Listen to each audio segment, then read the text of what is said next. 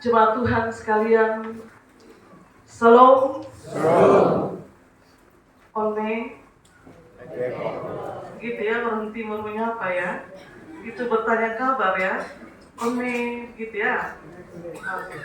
Boleh. Oke.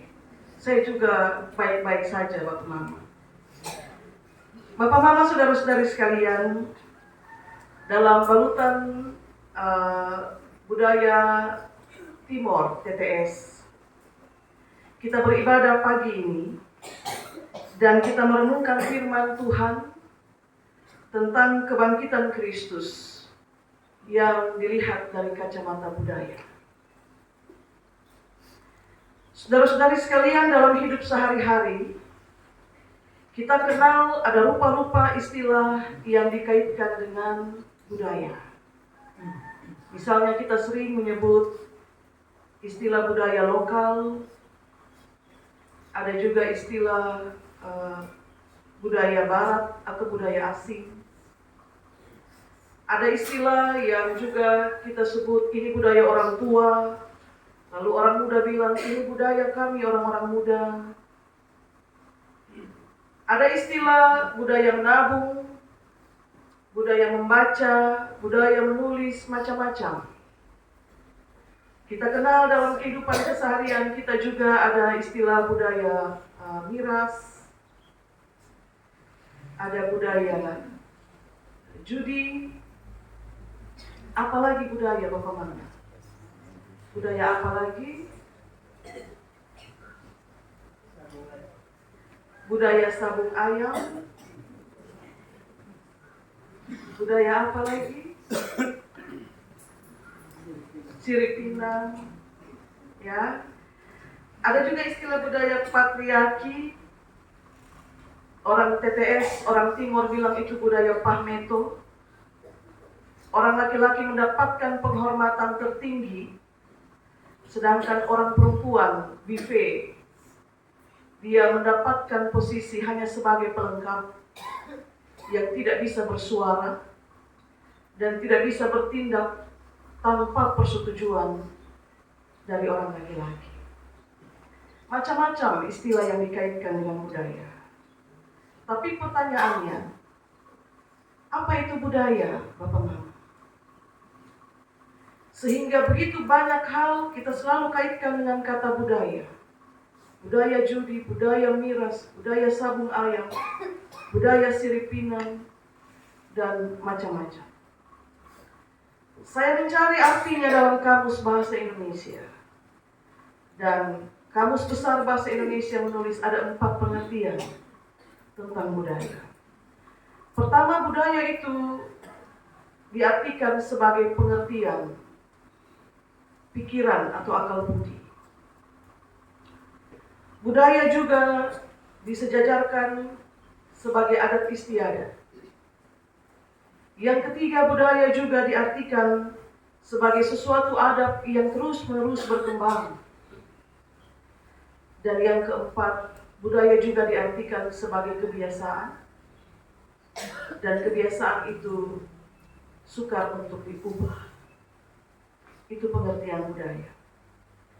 Saudara-saudari, kalau pengertian budaya itu demikian, maka kita juga dapat mengatakan bahwa kalau sesuatu hal, kalau sesuatu pikiran atau sesuatu adat kebiasaan itu sudah membudaya dalam suatu kelompok tertentu atau dalam suatu masyarakat atau dalam suatu wilayah yang cakupannya sangat luas dan budaya itu menjadi pegangan turun-temurun, maka ruang atau peluang untuk mengubah budaya itu menjadi sangat kecil atau bahkan mungkin juga tertutup.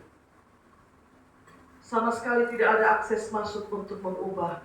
Kalau misalnya dalam praktiknya didapati ternyata ada nilai-nilai ketidakadilan di dalamnya. Karena dia sudah terlanjur mendarah daging. Jadi zaman boleh maju, teknologi boleh berkembang, tapi kalau suatu pikiran atau adat kebiasaan itu sudah membudaya dengan kuat dalam satu kelompok tertentu Maka biar perubahan zaman terus terjadi, teknologi terus berkembang, tidak dapat menembus masuk ke dalamnya. Karena orang-orang yang terikat kuat dalam menegakkan budaya berkomitmen untuk tetap menjaga lingkaran tradisi itu agar dia dapat tetap berjalan sebagaimana mestinya. Karena itu kadang-kadang sulit untuk ditembus, Bapak Mama. Tapi pertanyaan yang kemudian muncul dari realitas ini adalah, apakah nilai-nilai budaya yang dalam penerapannya terdapat unsur ketidakadilan itu mesti dibiarkan?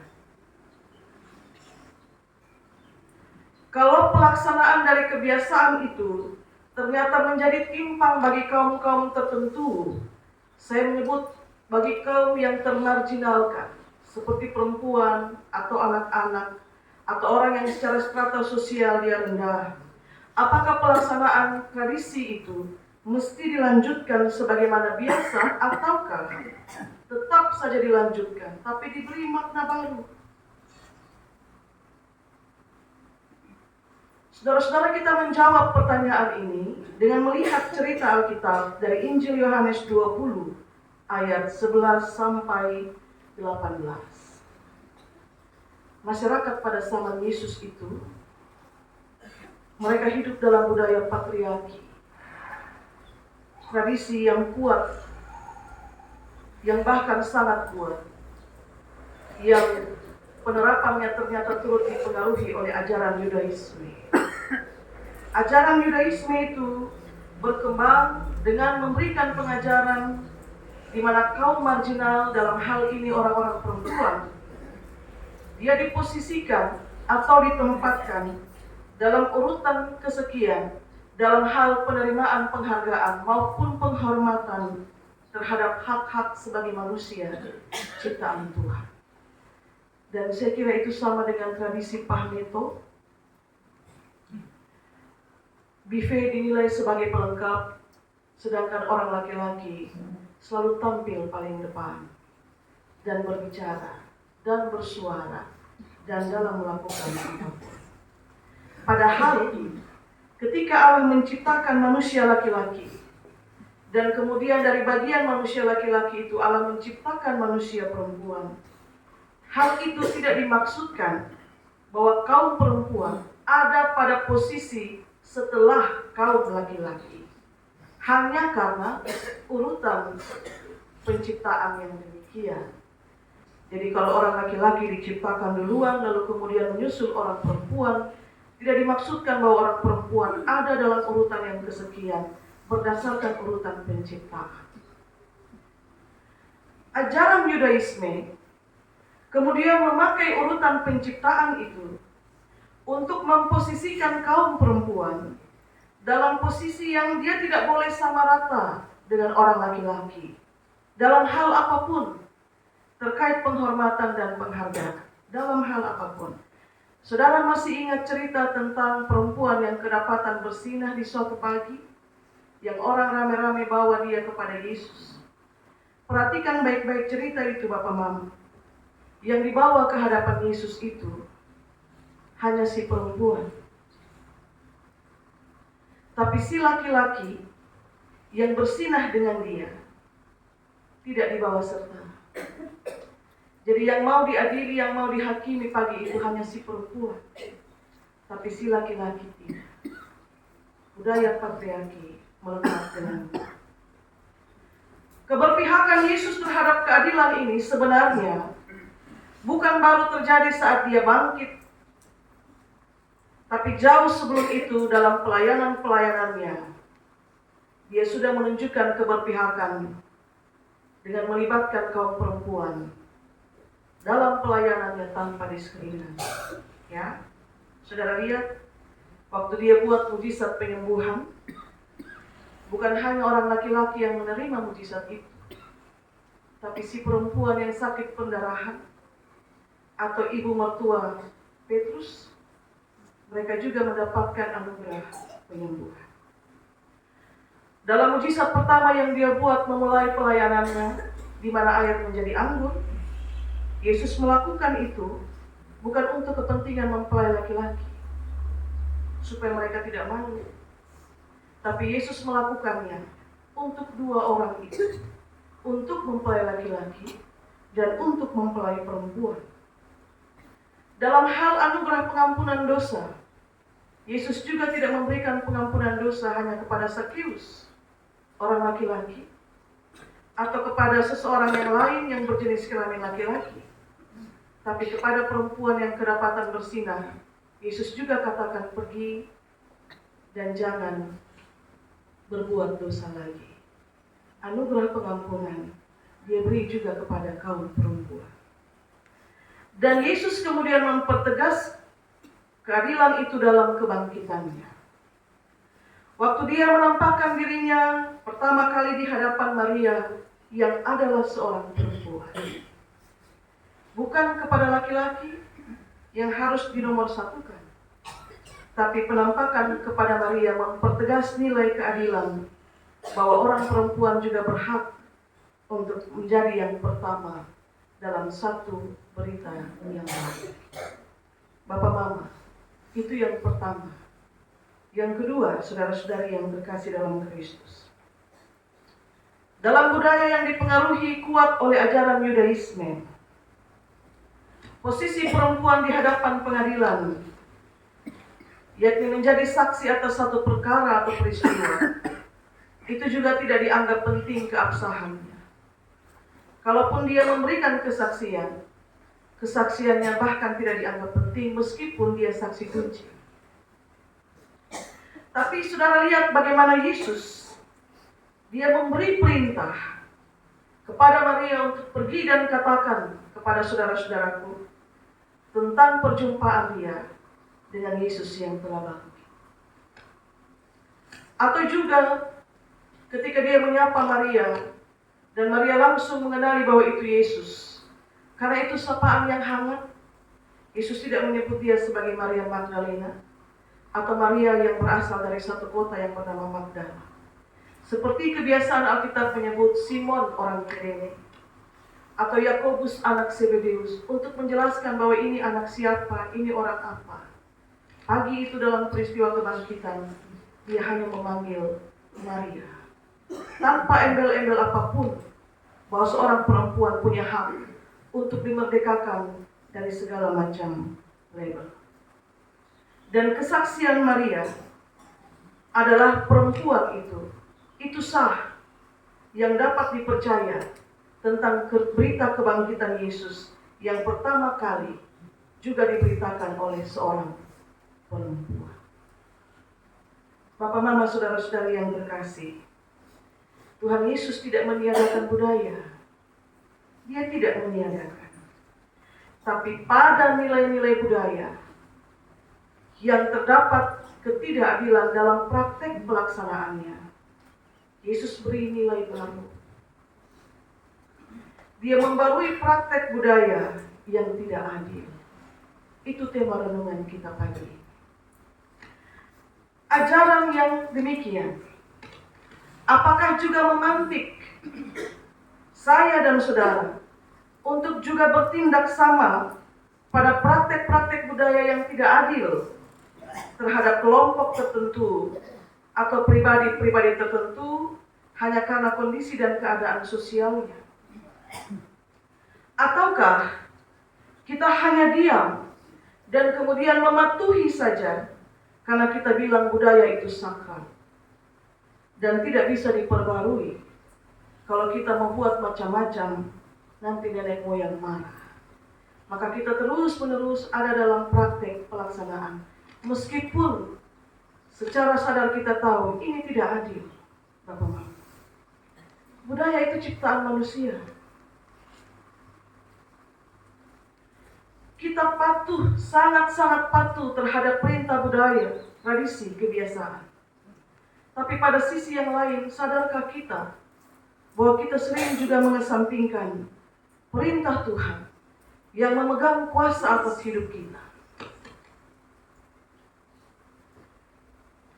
yang menjadi perintah adat istiadat kita laksanakan dengan sungguh-sungguh, dengan penuh ketaatan.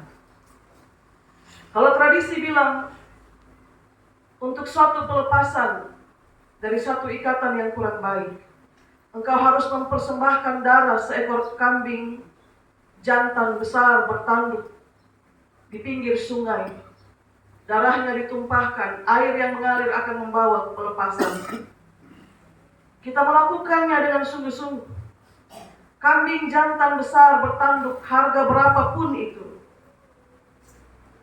kita beli dan kita persembahkan ritual itu. Tapi pada sisi yang lain, anak terus merengek dan sampaikan, "Bapak, Mama, saya punya uang sekolah belum bayar." Kita abaikan. Dan kita pergi ke sekolah, kita bertengkar dengan ibu guru dan bilang, "Kami belum punya uang untuk bisa bayar anak uang sekolah. Kita punya uang untuk beli kambing. Tapi bagaimana dengan uang sekolah anak yang belum terbayarkan?" Bapak Mama, apakah kebangkitan Yesus yang membarui nilai budaya yang tidak adil itu juga memantik kita dalam hal-hal yang bagi saya itu soal-soal keseharian? Atau ritual adat dengan harga tinggi itu mampu kita buat, bahkan minta maaf, ini kasuistik. Ada juga yang rela berhutang supaya pelaksanaan ritual adat bisa dilaksanakan. Tapi pada sisi yang lain, kita juga ada dalam antrian penerima PNT. Bapak Mama, saudara-saudari yang terkasih, itu kita buat secara sadar.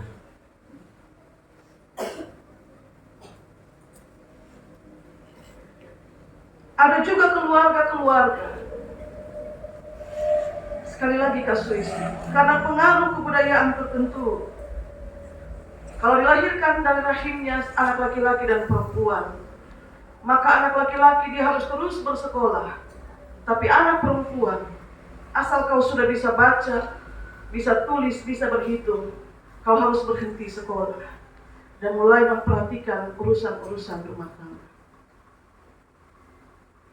Bahkan ada juga yang pada jenjang pendidikan tertentu, ya, sudah anak-anak berhenti sekolah sudah. Semua, entah laki-laki entah perempuan, berhenti sudah. Karena apa? Karena tanggungan adat budaya ke depan itu sangat besar. Asal kau sudah bisa baca, tulis, berhitung, berhenti. Bapak Mama, saudara-saudari yang terkasih, firman Tuhan mengajak kita untuk tidak meniadakan budaya, tapi memberi nilai baru pada sebuah kebudayaan yang dalam prakteknya mungkin selama ini terlalu mencekik dan membawa dampak ketidakadilan dan lain sebagainya. Bahkan ketika Yesus bangkit pun, dia mempraktekkan keadilan itu untuk meniadakan praktek ketidakadilan bahwa orang laki-laki harus menjadi yang pertama. Kebangkitan Kristus membawa makna pembaruan hidup, pembaruan cara pandang, bahkan juga pembaruan praktek budaya yang tidak adil. Dan tidak ada salahnya kalau di penghujung renungan ini saya juga dapat mengatakan, mari memulai bersama semua stakeholder. Kalau tidak, pada setiap bulan budaya kita hanya akan omong. Dan juga kalau tidak, pada setiap pelaksanaan kita hanya bisa elus dada dan mengeluh diam-diam karena betapa beratnya tanggungan yang harus dipikul. Usne nolokan kita. Tuhan berkati kita dengan firman-Nya. Amin.